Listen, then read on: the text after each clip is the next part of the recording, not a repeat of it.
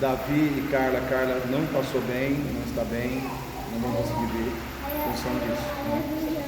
Mas Nicole e Rodrigo acho que chegam aí daqui a pouco. Vamos orar nesse momento.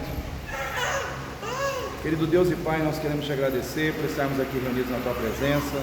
Mais uma vez, Pai, nos preparando para estarmos aprendendo acerca do que é liderar essa missão tão séria, tão importante, tão necessária, ó Deus, para os dias atuais. Existe uma carência de líderes, meu Pai, ó Deus, em todos os lugares, no âmbito secular, mas também no âmbito espiritual dentro da tua igreja. E, ó Deus, o Senhor colocou no nosso coração a disposição de estarmos, meu Pai, preparando pessoas para esta obra, para esse ministério, para este chamado. Então, ó Deus, me capacite para que eu possa ser claro, objetivo, ó Deus, direto, ó Deus, e ao mesmo tempo para que eu possa, Senhor Deus, ó Pai, ó Deus, trazer com sabedoria aquele conteúdo que o Senhor, Deus, colocou no meu coração, para que todos aprendam de Ti, e assim todos nós possamos crescer juntos, meu Pai, nesse momento de reunião aqui na Tua casa. Eu oro neste momento a Ti, Pai, em nome do Senhor Jesus. Amém. Queridos, ó, só para a gente se situar, como eu fiz o favor de não numerar as páginas, então você vai abrir aí, depois de pensamentos sobre liderança e Rick Warren, você vai pular uma folha, mais uma folha, né? E aí você vai entrar em, seria a terceira página, né? Vamos dar uma recapituladinha. Está escrito conclusão embaixo. Achou. Está escrito conclusão aí embaixo.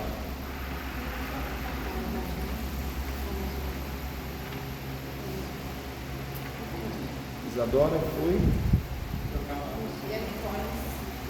Então a Nicole falou que ela está chegando. Vamos ver. Também estou na expectativa. Queridos, é o seguinte, o problema é que nós demoramos demais. Para mim, está ficando assim longo, né, esse distanciamento, né, de reunião com vocês. Porque aí você tem que voltar lá atrás para fazer uma conexão, né, do que foi passado com o que vai ser passado hoje. Parece que fica tão longe, tão distante, né? Mas é necessário a gente dar uma pinceladinha do que a gente falou. E eu lembro que na aula passada a gente falou, eu me preocupei em trazer para vocês sobre por que muitos líderes têm visões diferentes acerca da interpretação, até mesmo da graça de Deus, da maneira como liderar uma igreja. E eu procurei trazer para vocês que muitas vezes isso acontece porque lá atrás foi estabelecido 2 parâmetros de visão teológica que hoje, de certa forma, norteiam o mundo evangélico, que é a visão de Calvino e a visão de Armínio, né?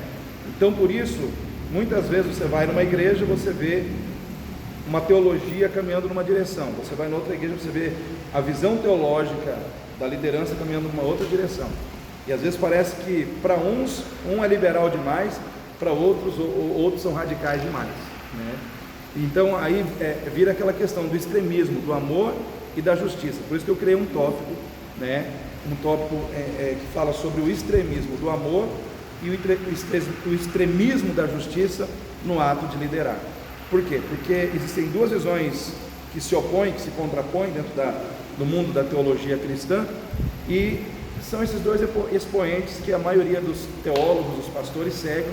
E é claro que ninguém chega aqui na frente e fala: gente, eu estou seguindo a visão de Armínio, eu estou seguindo a visão... Ninguém fala isso, né?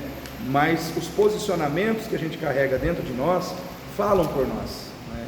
Então a minha intenção é preparar líderes que tenham uma visão teológica, onde vocês estão dentro de uma igreja e vocês conseguem detectar qual é a visão que está sendo pregada ali, qual é a visão que está sendo difundida naquele local, pela visão teológica que vocês já adquiriram, né? É claro que aqui eu não vou dar um curso de teologia, mas pelo menos alguma coisa básica, pelo menos alguma coisa para abrir a mente de vocês um pouco nesse sentido.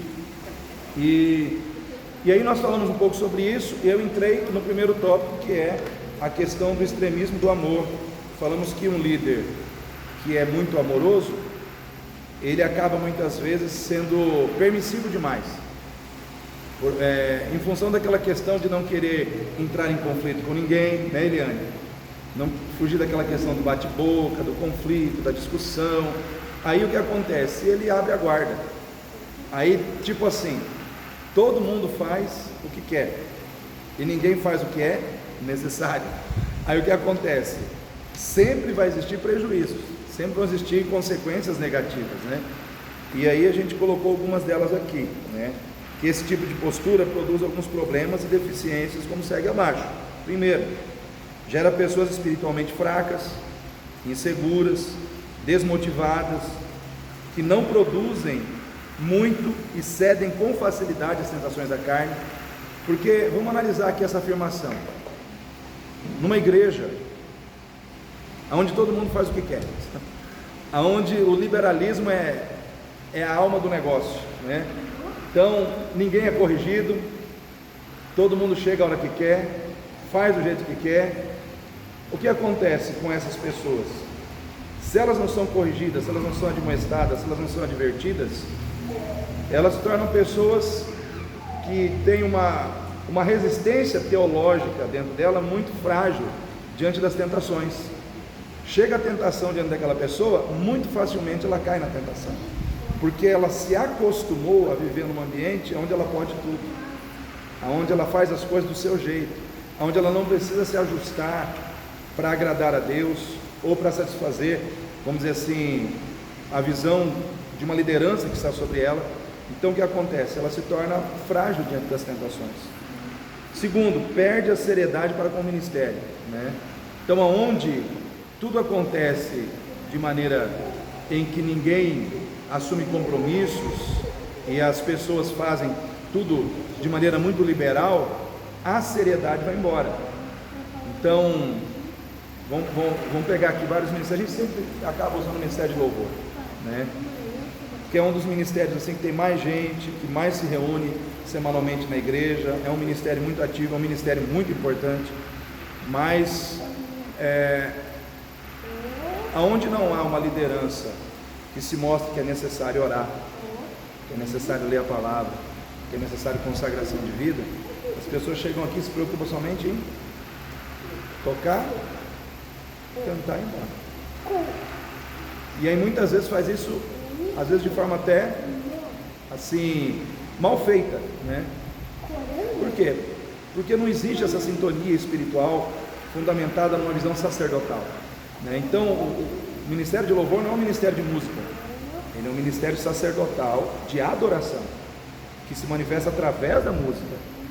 Então a música vamos dizer assim, é a ferramenta que o ministério de louvor trabalha.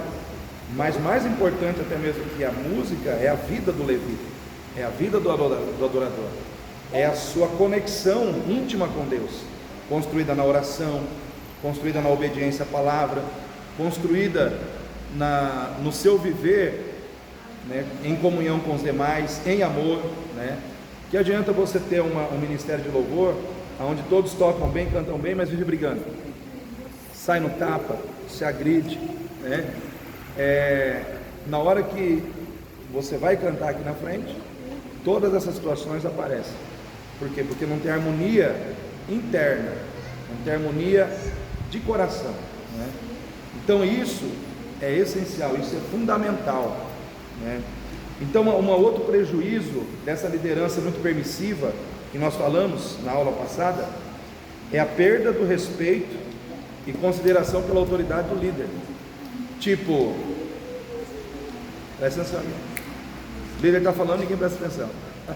Tipo, ninguém leva a sério a liderança. Por quê? Porque o líder ele não é respeitado, né, naquilo que ele faz. Primeiro, porque ele permite tudo, ele é muito permissivo. Então o líder não demonstra um zelo, né, por aquilo que ele está fazendo. Porque eu vejo assim, para que o líder possa exigir dos outros, ele tem que exigir antes de quem? De si mesmo. Você não pode exigir dos outros aquilo que você não está exigindo de você, né? Eu quero que você ore, mas as pessoas não veem você orar. Eu quero que você chegue no horário, mas as pessoas não te veem você chegar no horário, né? Eu quero que você seja cuidadoso, mas você não é. Então as pessoas precisam ver em você aquilo que você quer que elas demonstrem. Então, se o líder não consegue ser assim, automaticamente ele vai produzir pessoas que não são assim. Porque nós temos que ter esse entendimento de que a liderança, ela tem o poder de reproduzir na vida dos outros o que ela está vivendo. Então Jesus mesmo diz, aquele que crer em mim fará o quê? Antes de fazer maiores, ele diz assim, fará as obras que eu faço, e fará maiores. Então primeiro Jesus diz assim, eu estou capacitando vocês para que vocês possam fazer o que eu faço. Inclusive a minha meditação nessa manhã, o texto foi esse, que nós somos capacitados para fazer o que Jesus faz. Então no âmbito moral da nossa vida, nós temos que conseguir fazer o que Jesus faz, viver no mundo de imoralidade, de perversidade, sem permitirmos que a imoralidade, que a perversidade entre na nossa vida. Então, quando eu faço isso, eu estou fazendo o que Jesus fez. No âmbito da fé, eu tenho dons, eu tenho talento, eu tenho vocação. Então eu tenho que usar isso para servir a quem? A Deus, servir ao Pai, me comprometer com ministérios que estão relacionados à minha vocação, a qual Deus me deu para que, através da minha vida, o serviço, a obra seja realizada. Então, quando eu faço isso, estou fazendo o que Jesus faz.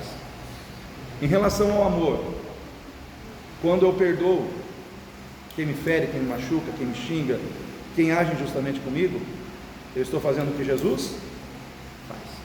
Então, seguir a Jesus não é só uma questão técnica e ministerial. Seguir a Jesus é um estilo de vida. Amém? Amém, Isadora? Amém, Gabriel? Seguir a Jesus é um estilo de vida. Então, eu não estou aqui apenas me preparando para desenvolver de forma técnica uma liderança na igreja.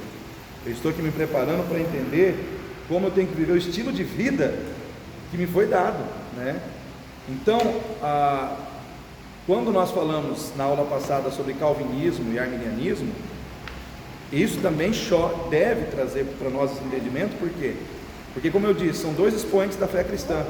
Pastores calvinistas ou líderes calvinistas, eles seguem uma linha de amor muito mais permissiva, aonde a pessoa pode viver de qualquer jeito, pode andar no pecado, pode se desviar, e Deus ainda assim vai salvar. Por quê?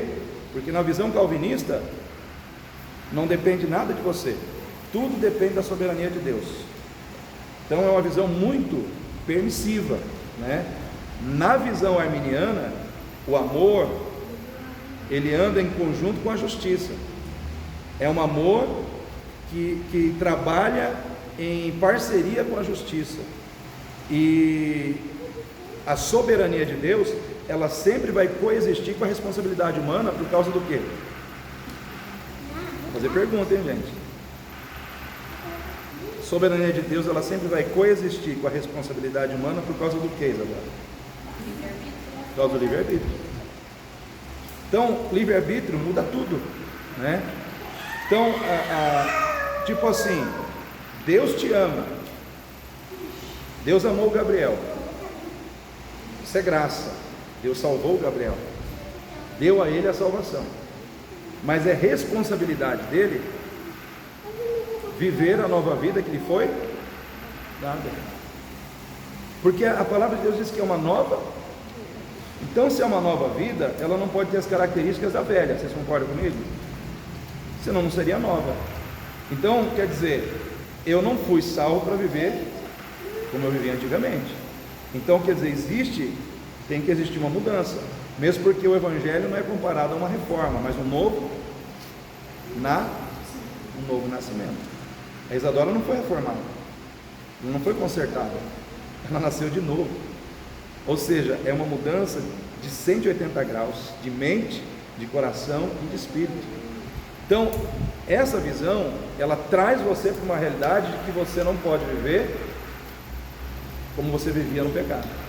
Então, essa é a visão calvinista. Então, ela concilia a responsabilidade com Deus é soberano, mas você tem responsabilidade nisso. E isso vai fluir em todos os aspectos da nossa vida, da nossa teologia cristã, né? Então, quando nós somos amorosos demais, a gente se torna concessivo demais, permissivo demais, a gente afrouxa demais, e aí perde-se o respeito pelo líder, perde a qualidade nos serviços ministeriais, perde-se a seriedade para com o ministério. Gera-se pessoas fracas espiritualmente, inseguras, desmotivadas, que não produzem muito e cedem com facilidade às tentações da carne. Então isso é o fruto de uma liderança muito permissiva. E tem uma outra consequência: perda do crescimento e desenvolvimento pessoal e espiritual, devido a pouca instrução que confronta erros e atitudes imaturas. Uma pergunta para vocês, grupo de líderes: erros e imaturidade. Erros e imaturidade. Nós não temos ou temos? Ninguém é plenamente maduro em todas as áreas da vida. Existe alguma área da sua vida que você é mais imaturo e outras que você é mais maduro. Ou seja, na nossa vida nós estamos em um processo de crescimento, de evolução constante, nós estamos sendo trabalhados. Às vezes a Isadora pode ser mais madura intelectualmente, mas ela pode ser mais imatura emocionalmente. Vice-versa, estou dando um exemplo da Isadora, do Gabriel, por exemplo. Ele pode ter uma maturidade técnica muito boa sobre o que é conduzir a questão do louvor, a questão dos instrumentos, dos ensaios, mas emocionalmente talvez ele não tenha essa mesma maturidade. E como é que isso vai influenciar negativamente na vida do Gabriel? Ele pode explodir na hora em que ele teria que ficar mais calmo. Ele sabe tudo de música, domina, sabe dizer todo mundo o que tem que fazer, mas por causa da sua imaturidade emocional, ele não suporta determinadas atitudes de um ou de outro. Aí no momento que ele teria que ser mais brando, mais calmo, ele explode. Aí a imaturidade emocional dele prejudicou toda a maturidade técnica dele. Vocês conseguem entender isso? Então todos nós precisamos crescer em todas as áreas, mas quando não existe alguém que diga para nós: olha, nessa área você é legal, né? Mas nessa outra você precisa melhorar aqui, ali, não confronta isso, o que acontece? A gente não cresce, a gente fica com aquele mesmo defeito, né, ali, e a gente não muda. E aí eu pergunto para vocês: qual é a pessoa mais indicada para falar isso, se nós fazemos parte do ministério? Fala bem alto, né? O líder, né? No caso, qualquer um de nós que esteja à frente do ministério com outras pessoas. Então o nosso trabalho como liderança é observar os nossos liderados. Presta atenção, você tem essa missão. A Laurinha vai me ajudar, ela vai me ajudar. Todos nós temos essa missão, não só de cuidar do ministério, mas de cuidar da vida um do outro. Não no sentido de ficar bisbilhotando, não é aquele cuidar pejorativo, entende? A Nicole até deu uma risadinha ali, porque ela já foi para esse lado, do cuidar da vida do outro pejorativamente. Mas é cuidar da vida do outro com foco no crescimento.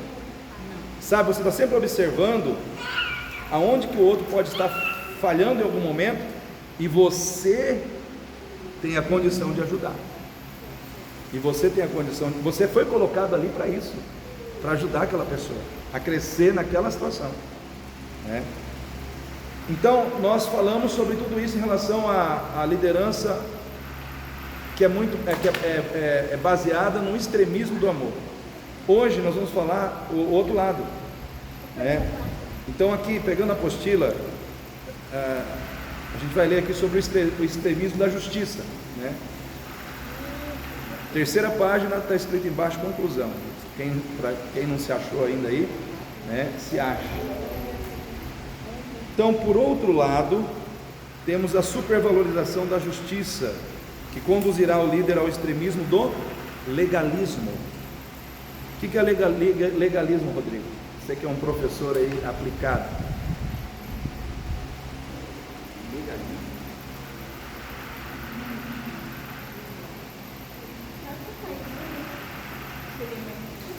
Que é legalismo.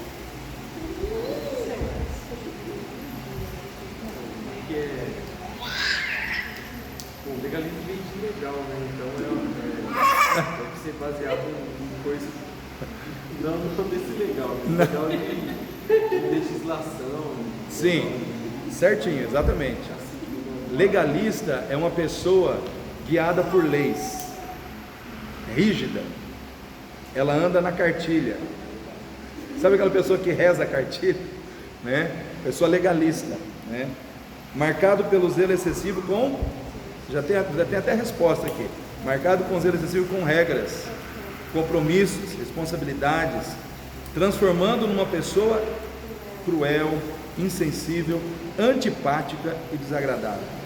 Isso acontece porque o líder se concentra fundamentalmente nos resultados, se esquecendo de reconhecer o valor e a importância de quem?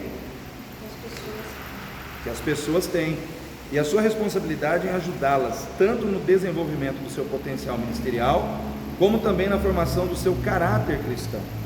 O líder justiceiro se apoia no cargo ou no título que possui para exercer sua liderança, tipo, vocês têm que fazer porque eu sou líder. Quem manda sou eu, né?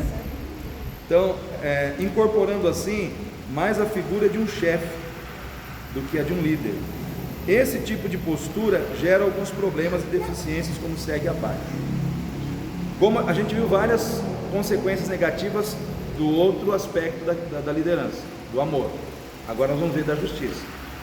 Primeiro, pessoas indispostas e insatisfeitas por se sentirem feridas e magoadas. Eu pergunto para vocês, é fácil você estar num ambiente onde você se sente ferido, machucado, magoado? E muitas vezes, aonde existe uma liderança assim, que é dura demais, ou que exige demais, ou que cobra demais e compreende de menos, geralmente as pessoas se sentem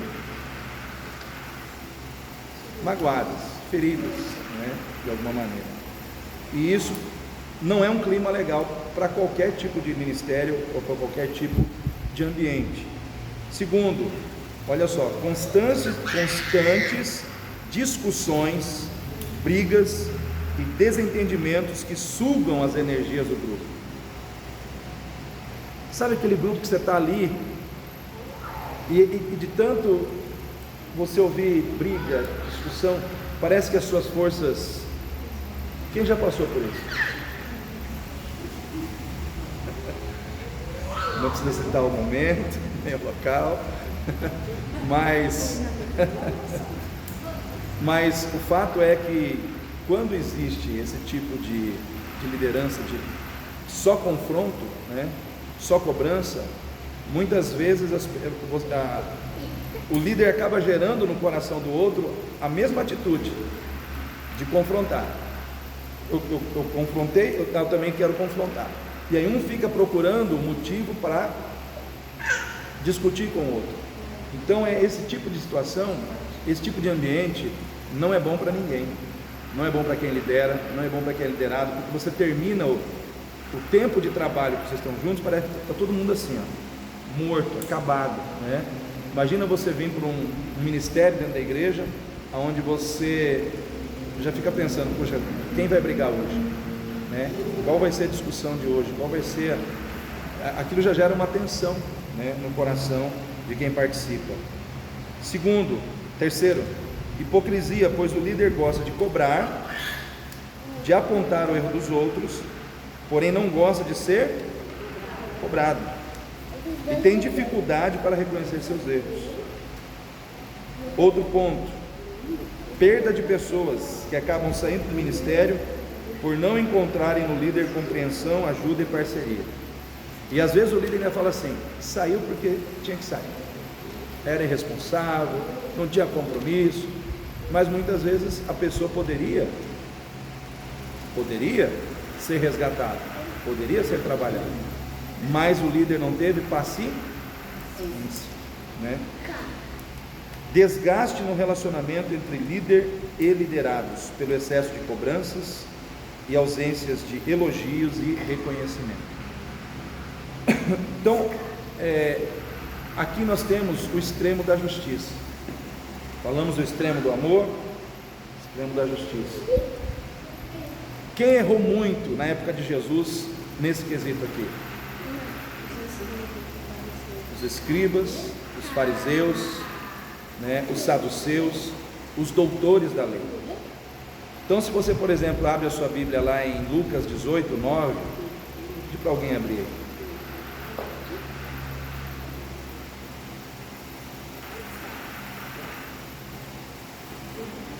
Lucas capítulo 18, versículo 9.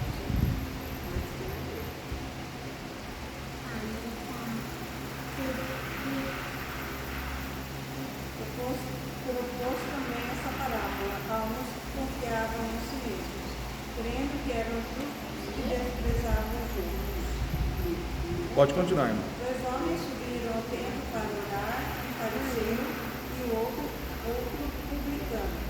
O fariseu de pé assim orava consigo mesmo: ó Deus, graças te dou que não sou como os demais homens, roubadores, injustos, adúlteros, nem ainda como este publicano. Jejum 2 vezes por semana, dou o dízimo de tudo quanto ganho. Mas o publicano, estando em pé, de longe, nem ainda queria levantar os olhos ao céu, mas batia no peito, dizendo: ó Deus, se propício a mim, o pecador. E aí, pode continuar. Digo-vos que este desceu justificado para a sua casa, e não aquele que si mesmo se exaltar será humilhado, mas o que a si mesmo se humilhar será exaltado. Olha aí, agora eu vou fazer perguntas. Tomara que todos tenham prestado atenção na leitura da irmã Sandra. Duas pessoas subiram ao templo: um fariseu religioso, doutor da lei, um outro publicano, desprezado principalmente pelos judeus, por ser tido como uma pessoa corrupta, né? Publicano, ele era um judeu que cobrava impostos dos judeus a serviço dos romanos. E a fama deles é que eles, ao recolher os impostos, eles sempre desviavam, tinham uns caixadores, né? Então eles eram tidos como pecadores, como perversos, enfim. Mas os dois foram orar. E a Bíblia diz que o fariseu, ele orava assim: Senhor, obrigado porque eu dou o dízimo de tudo que tem, eu jejuo não sei quantas vezes por semana, eu não sou como esse publicano, né, e tal, e tal, e tal, enfim. E o publicano, ele, de cabeça baixa, nem sequer tinha a coragem de olhar para o céu, batia no peito e dizer: tem misericórdia de mim? Quem saiu da presença do Senhor justificado, fariseu ou publicano? Isadora, onde é que está a falha do fariseu?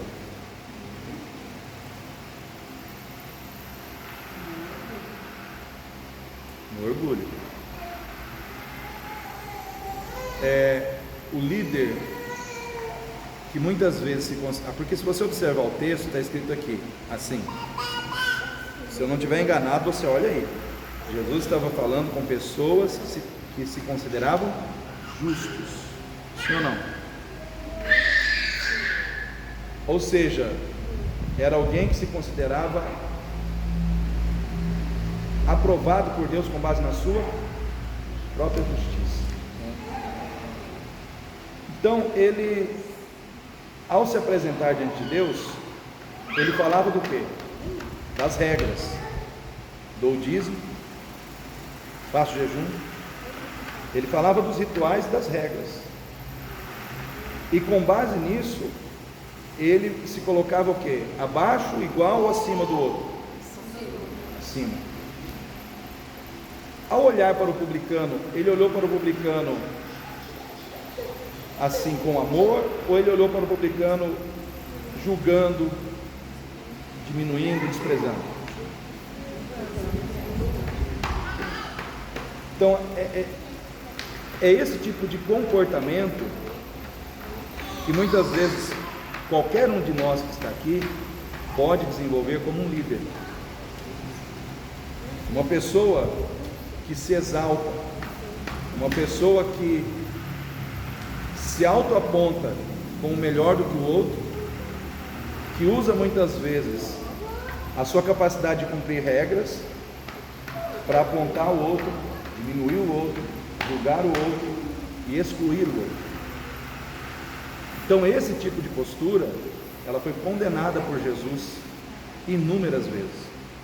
O erro dele não estava em dar o dízimo, o erro dele não estava em fazer jejum, o erro dele estava em interiorizar dentro de si um coração orgulhoso, que fazia dele uma pessoa arrogante, prepotente, né? Uma pessoa que, se ele tivesse um grupo de pessoas para liderar, que não conseguisse fazer o que ele fazia, com certeza ele eliminava todas. E a minha pergunta para vocês que estão aqui é esse tipo de pessoa que você quer ser? É esse tipo de pessoa, esse tipo de líder que você gostaria de deixar fluir dentro de você? É esse tipo de liderança? Eu acho que cabe a nós pensarmos sobre essas questões, né? Então, amoroso demais pode ser problema, justiceiro demais também, né?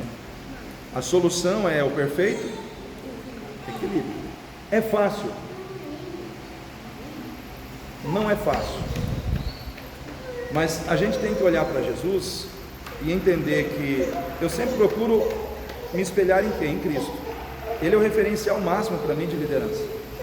Então você vê, por exemplo, Jesus liderando ali os seus apóstolos, e você vê que em vários momentos que alguém queria desviar o foco de Jesus da missão, daquilo que deveria ser feito, ele não aceitava. Por exemplo, quando Pedro disse para ele, quando ele disse que ele seria preso, ele seria morto, Pedro diz: não, Senhor, não digas isso e tal, ele diz: para trás de mim, Satanás.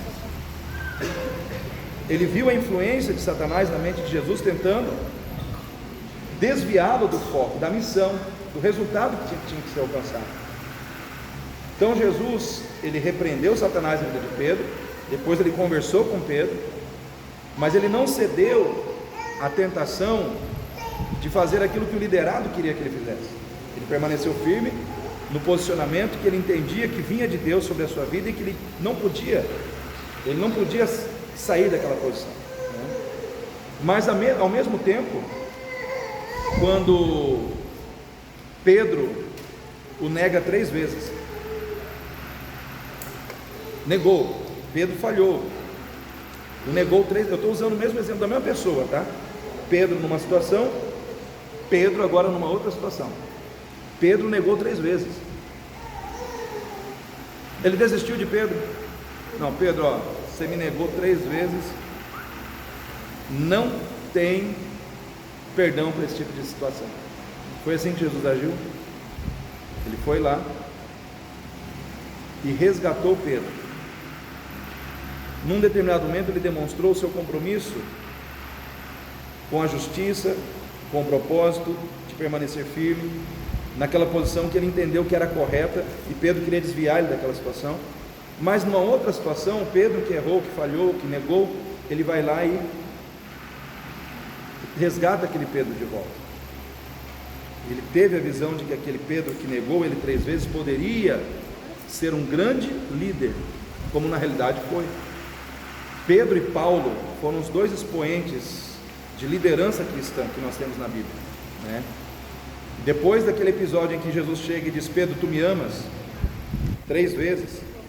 Pedro responde 3 vezes, na última ele diz: Senhor, tu sabes todas as coisas, o Senhor sabe que eu te amo.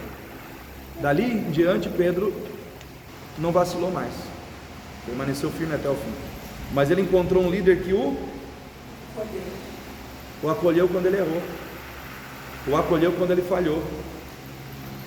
Então, vocês que estão aqui, não estão aqui apenas para olhar para o erro, condenar o erro, mas vocês também estão aqui para acolher e ajudar as pessoas na hora que elas fraquejam, na hora que elas falham. E aí eu quero falar uma outra situação ainda aqui hoje. Eu estou sendo assim bem rápido hoje, não parece, mas eu estou sendo bem direto, porque eu não quero que demore a nossa aula.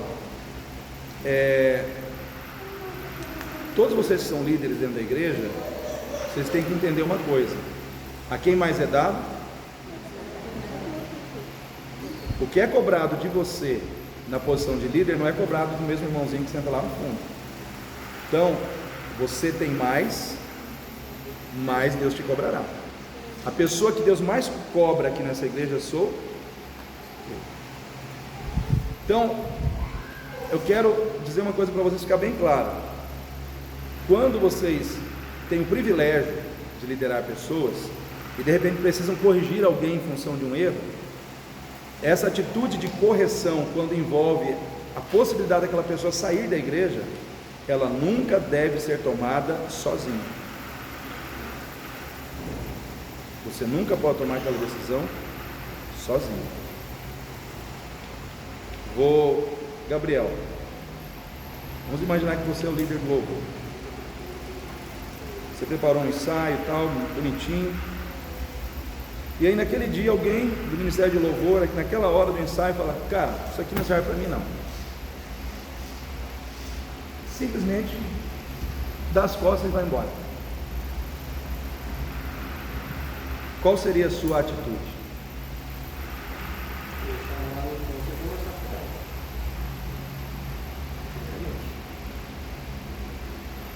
Separado do todo. E Identificar um problema, alguma insatisfação, porque daquela atitude. Se eu visse que é algo de maturidade ou de rebeldia, eu falaria com o pastor da igreja. muito bem. O Gabriel ele respondeu de uma maneira assim bem dentro daquilo que eu estava colocando. Às vezes você corre o risco porque você lida com pessoas com diferentes maturidades. A gente acabou de falar, emocional. Às vezes você vai, igreja, irmãos, é hospital. Igreja é um lugar onde tem pessoas com várias histórias na vida. Às vezes você vai pegar alguém que tem um trauma do passado, que aquilo influencia no emocional da pessoa, mas ela faz parte do seu ministério. Ela caiu na sua mão. Aquela pessoa cheia de problemas, cheia de dificuldades, mas ela está ali. E chega uma hora que aquela pessoa tem, além dos problemas do passado, ela tem os problemas do presente. E naquele dia ela explodiu com você. Aí você, como líder, às vezes você fica ferido com a atitude da pessoa. Então o Gabriel foi bem sábio na sua resposta, porque é o seguinte: ele como líder, vou dizer algumas coisas que, além do que ele falou, realmente está certo, tem que chamar a pessoa no particular, conversar com a pessoa no particular, entender qual porquê da situação, porquê, primeiro, porquê da atitude, o que te levou a agir daquela maneira. A pessoa vai explicar. Ok, você percebeu que naquele dia todos nós precisávamos de você, porque somos uma equipe. Então, por sua atitude, a equipe foi prejudicada. Porque a pessoa tem que entender que a atitude isolada dela tem o poder de prejudicar todo um conjunto de pessoas. Então, ao mesmo tempo que você tem que cuidar da pessoa, mas você também tem que mostrar para a pessoa que a atitude dela tem um peso. O que ela faz de certo tem um peso, o que ela faz de errado tem um peso também. Se ela faz certinho, ela ajuda todo mundo cresce. Se ela pisa na bola, todo mundo acaba sofrendo junto com o seu erro. Ela precisa sentir isso, né?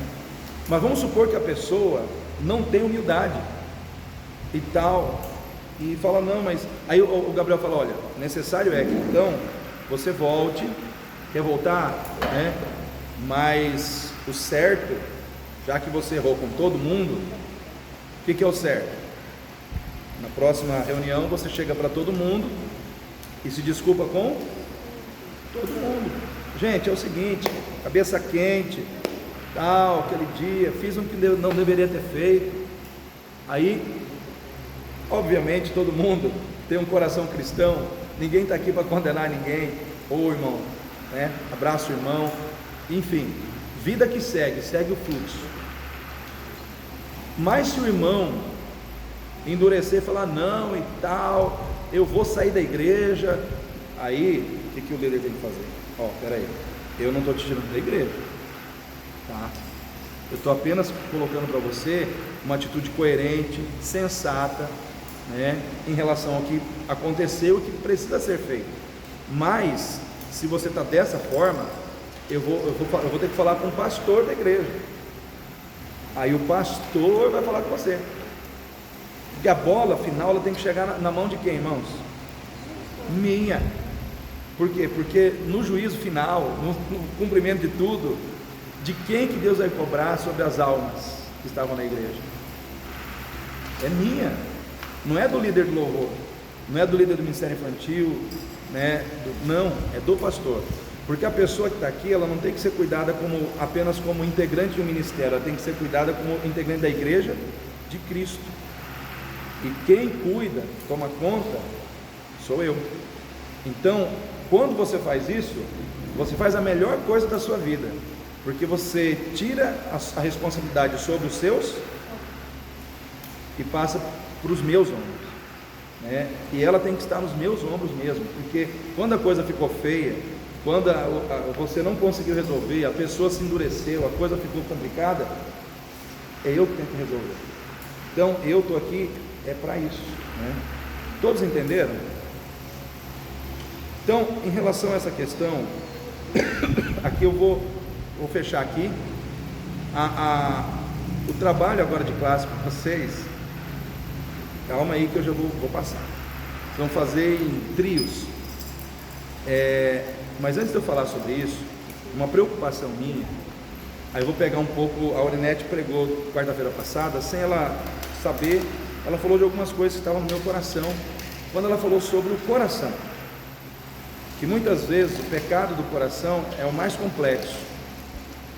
Ela usou a expressão pior, mas eu vou dizer assim, o pecado do coração é o mais complexo. Por quê? Porque ele não é visto, ele fica escondido.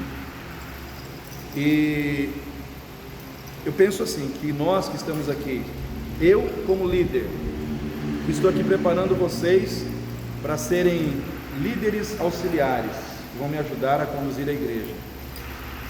Dentro do coração de vocês, não pode ter uma rebeldia camuflada ou escondida, tipo assim, eu não concordo com o pastor, mas eu vou porque tenho que ir, eu vou porque é uma exigência. O que acontece quando você tem esse tipo de atitude? Não estou dizendo que alguém tenha, apenas estou dando um exemplo. Você está, vamos dizer assim, você não está manifestando uma discordância, uma rebeldia que está dentro, mas ela ainda não se mostrou, não se revelou para fora. E aí você começa a caminhar assim. Lá na frente, quando você estiver à frente de uma liderança, essa situação vai aparecer e vai gerar conflito entre você e mim, eu e você. E isso é uma situação que pode gerar inúmeros problemas, né?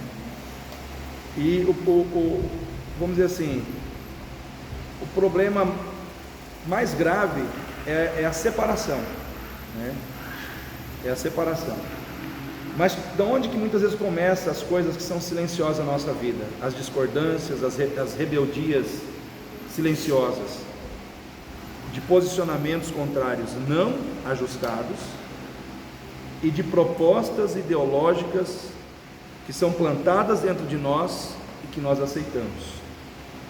Exemplo, Eva, o que ela fez que ela não deveria fazer?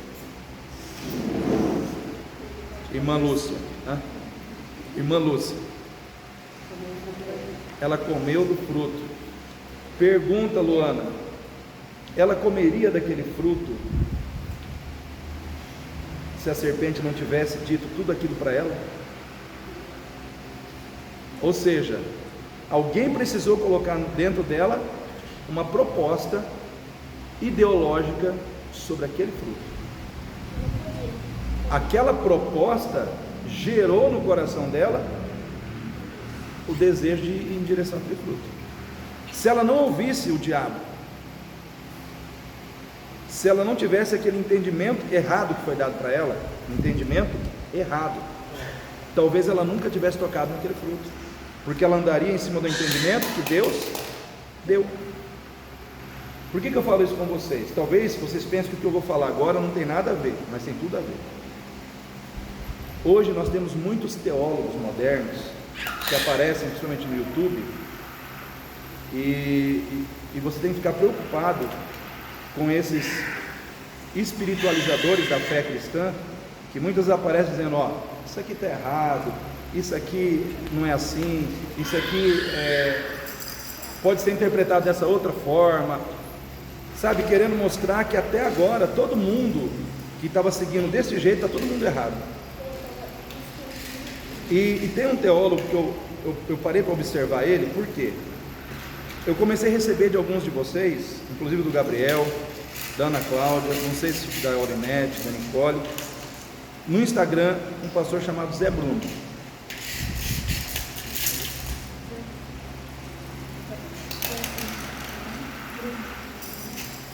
Zé Bruno.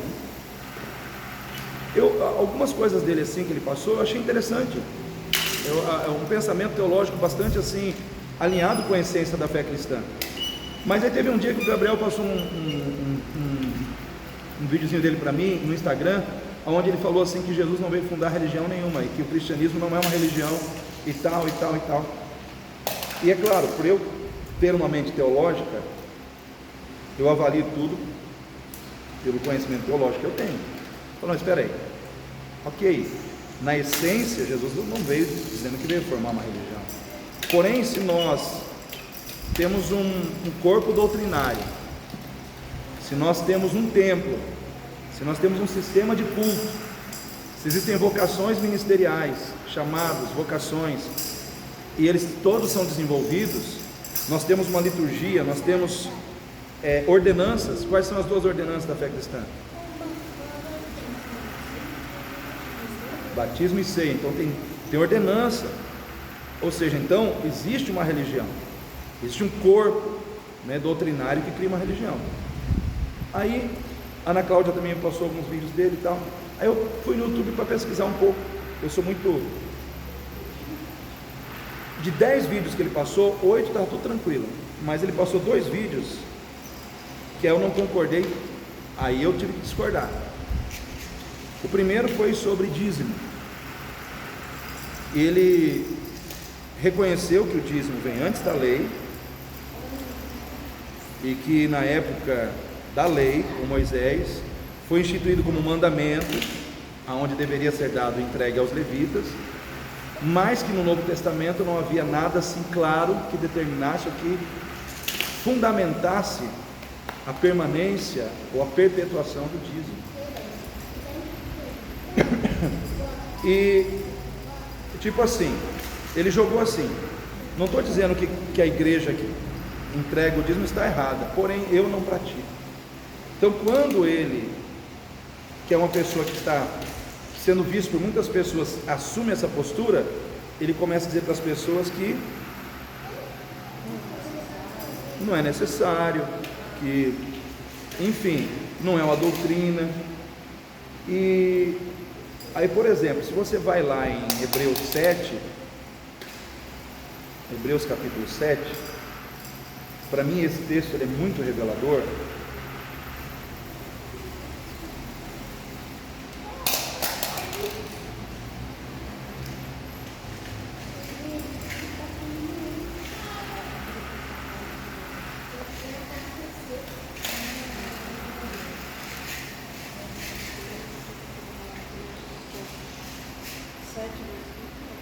Hebreus capítulo 7, do versículo 1 ao 9. Eu vou ler, vocês vão acompanhando aí. Aí eu vou dando uma explicação em cima do... Diz assim: porque este Melquisedeque, que era rei de Salém, sacerdote do Deus Altíssimo, e que saiu ao encontro de Abraão, quando ele regressava da matança dos reis e o abençoou, a quem também Abraão deu o que, irmãos? O dízimo, de tudo. E primeiramente por interpretação, rei de justiça, e depois também rei de Salém, que é rei de paz.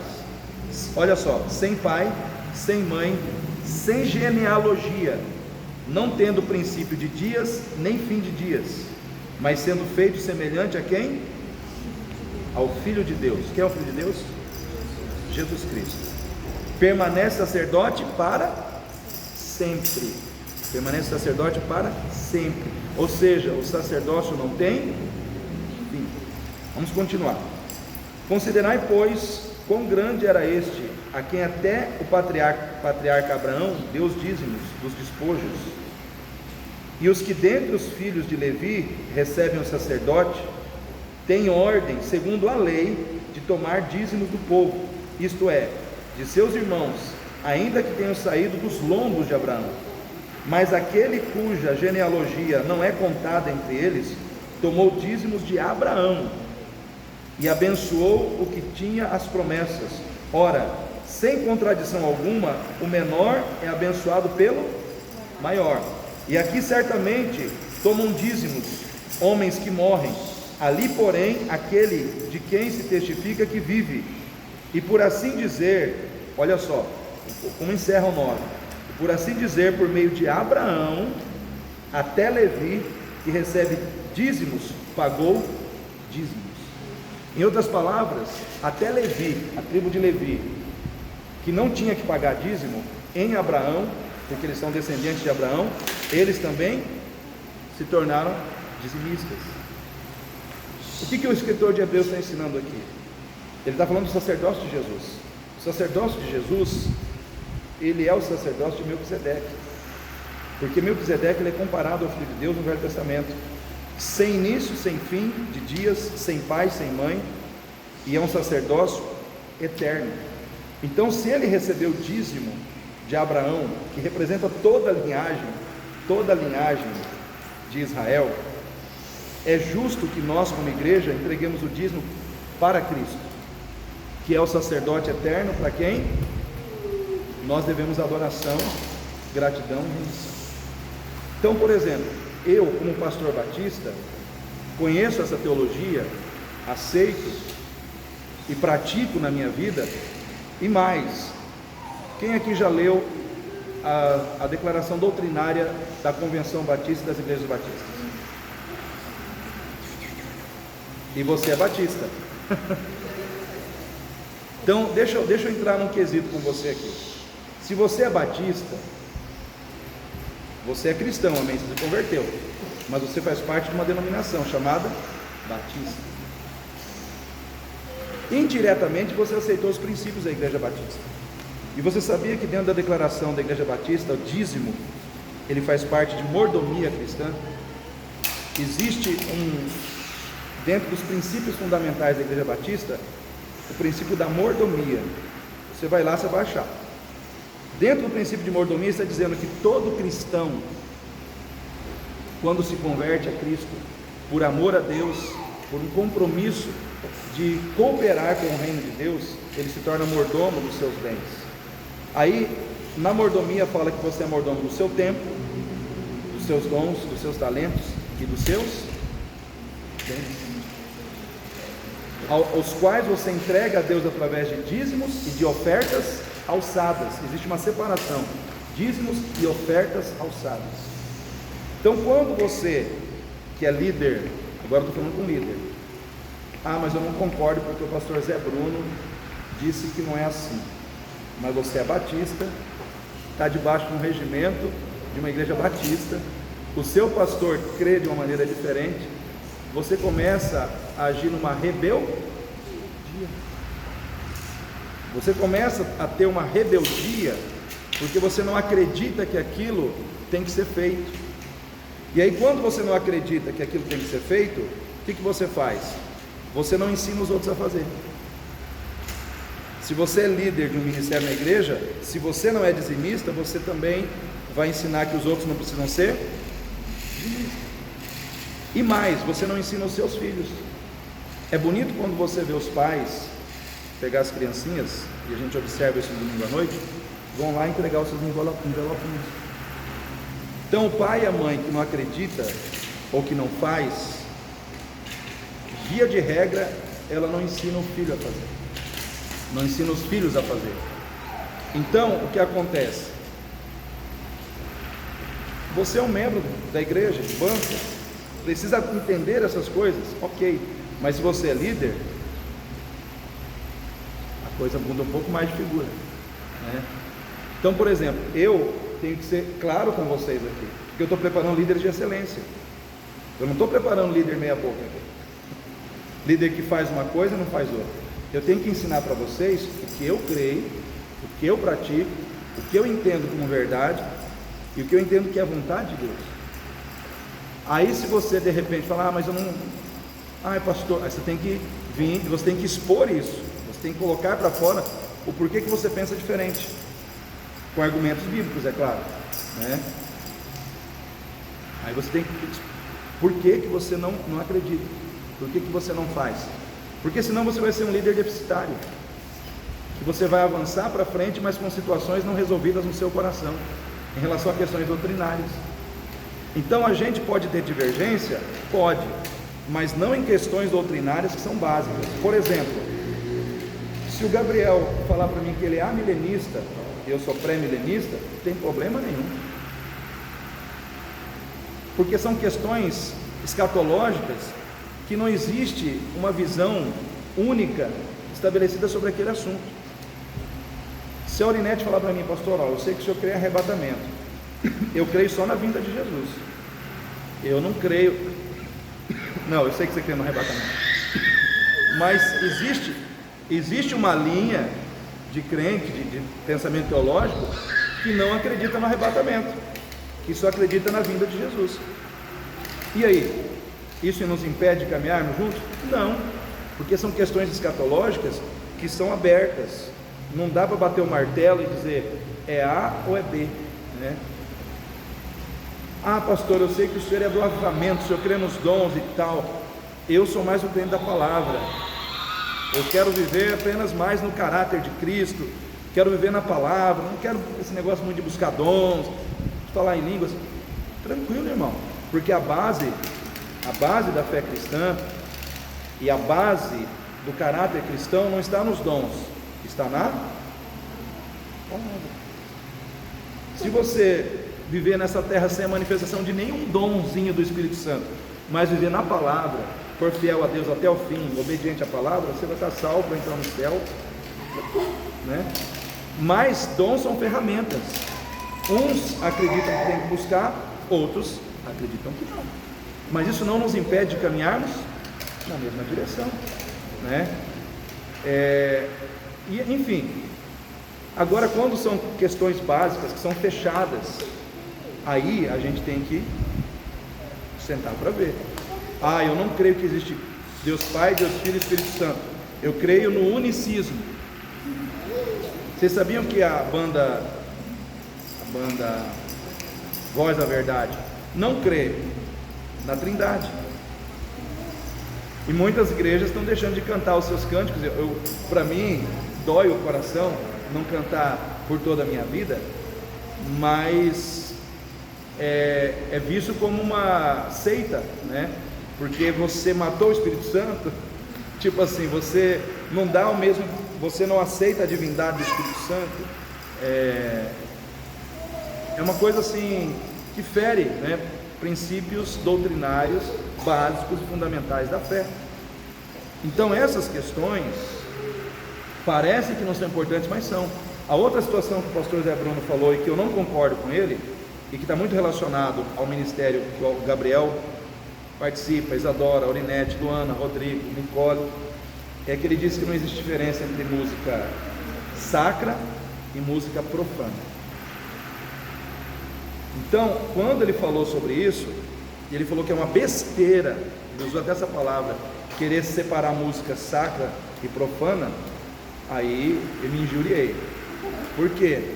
Irmãos, não dá para você pegar uma música da Anitta e falar que aquilo não vai te influenciar. Não dá para você pegar a música de muitas outras pessoas e ouvir e dizer que aquilo não vai sujar a tua mente, não vai sujar teu coração. Aí eu fico com a palavra que eu gosto muito, da filha da Baby Consuelo, Sarah Shiva. Porque no meu ponto de vista ela é muito sábia e profunda nessas questões do reino espiritual e como lidar com a música. E ela não só abriu os meus olhos em relação à letra, mas até mesmo a questão da melodia, né, dos toques. E a gente não sabe desses detalhes. E aí, uma vez ela falou sobre as 5 portas de entrada do inimigo na vida do crente. Ela falou sobre os sentidos, né? O olfato, o tato, o paladar, né? Enfim, visão, audição. Então, quando a nossa audição está ouvindo o que não deve, ela falou que aquilo entra na nossa mente, entra no nosso espírito. Aí daqui a pouco você está sambando, né? Porque a música ela exerce uma influência poderosíssima no nosso comportamento, né? Ela exerce uma influência poderosíssima na nossa vida. Eu e minha esposa, antes de nos convertermos, a gente dançava muito shot, vaneirão, dança de salão, né? Essas coisas. E a gente gostava dessas coisas. Não vou ser hipócrita, não gostava. E aquilo que você vivenciou no passado, de alguma forma fez parte da sua vida, quando você é colocado diante daquela situação, agora pós-Cristo, vamos colocar assim, antes de Cristo, pós-Cristo, aquilo quer mexer com você, né? E a gente, na época que eu trabalhava no Bradesco, teve ocasiões que a gente viajou para celebração de fechamento de ano e tal, que o Bradesco fazia em Brasília, e aí terminava tudo, tinha o que? Festa. Aí tinha lá no salão a janta, tal, tudo, e aí eles colocavam o que? Música? Salão. E ficava nós dois lá, olhando, né? Às vezes o pé fazia assim, mas a gente falava, nós não vamos, mesmo que não tenha ninguém aqui da igreja vendo, mas Deus está. Quem que está vendo? Deus. Aí eu chegaria aqui e me sentiria o quê? Um hipócrita. Por quê? Porque eu estaria ensinando algo que eu não vamos dizer assim, não estou praticando, e que eu no escondidinho do cinema, né, estou fazendo sem ninguém ver. Então essas situações são situações que a gente tem que considerar na nossa vida. Então esses dois vídeos do pastor Zé Bruno, com esses eu não concordei. Agora os outros que ele trouxe, que ele falou, maravilha, mas a gente não é obrigado a concordar sempre com tudo. E é por isso que eu trago para vocês uma visão teológica, porque, por exemplo, eu quero que vocês percebam as coisas sem que seja necessário que alguém diga para você, mas que você só de ouvir você perceba. A Isadora me mostrou uma música esses dias do Casa Worship, que fala da mulher adúltera, uma música muito linda, né? E não tem nada de errado com a música. Ela se encaixa muito bem com a realidade de vida, principalmente do pecador, que precisa ouvir sobre a graça de um Deus que, apesar dos seus pecados, te acolhe. Só que, como eu entendo de teologia, tem uma parte da música que diz: sua graça irresistível. Graça irresistível é uma doutrina calvinista, porque para o calvinista a graça de Deus ela é irresistível. Para o arminiano, por causa do livre-arbítrio, a graça de Deus ela é irresistível, porque a partir do momento que existe livre-arbítrio, quer dizer que você pode aceitar ou você pode rejeitar. Então, falando na linguagem do arminiano, a graça de Deus não é irresistível, né? Senão todo mundo se converteria, né? Na visão, se ela é irresistível, então ninguém pode resistir, né? Mas por que tem uns salvos e outros que não são salvos, né?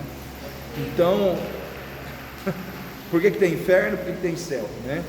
Então, essas questões, por exemplo, eu quando ouvi essa música, bateu nessa fala, eu falei, pode ser que a banda não seja calvinista, mas o autor da música, quem escreveu, com certeza tem esse conhecimento. Mas por que eu detectei? Porque eu conheço doutrina, eu conheço teologia. Então essa visão que eu tenho, o que eu quero? Que todos vocês tenham. Eu quero que vocês ouçam, não é para vocês não ouvirem os teólogos modernos, ouçam, mas ouçam com ouvido crítico, tendo discernimento, conheçam a palavra, conheçam as doutrinas bíblicas, para vocês não ficarem enganados, tá certo? Gente, o trabalhinho é o seguinte: se ser amoroso demais dá problema, e ser justiceiro demais dá problema, nós temos que achar o equilíbrio. Como nós podemos achar esse equilíbrio? Essa é a tarefinha de vocês, né? Quero que vocês me tragam algumas respostas. Como que nós podemos ser líderes equilibrados, que não é tão justiceiro, não é tão amoroso, mas é equilibrado, sabe exercer justiça, mas também sabe exercer amor com equilíbrio. Não, eu quero que vocês sentem aí 3 pessoas juntas aí, né?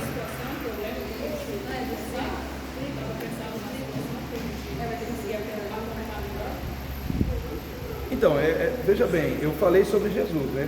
E Jesus, eu até citei uma situação que ele foi firme com Pedro, depois ele foi lá e abraçou Pedro.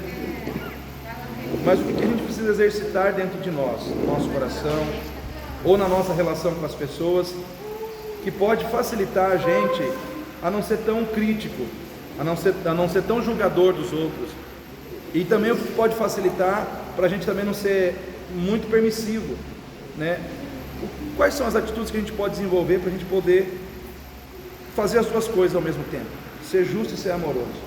É uma coisa que acho que tem que pensar, a gente tem que pensar.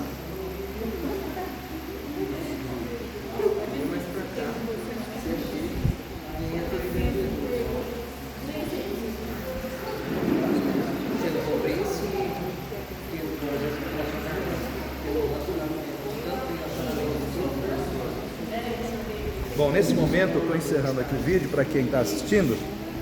E aí, a missão é essa: encontrar o equilíbrio entre justiça e amor. Deus abençoe.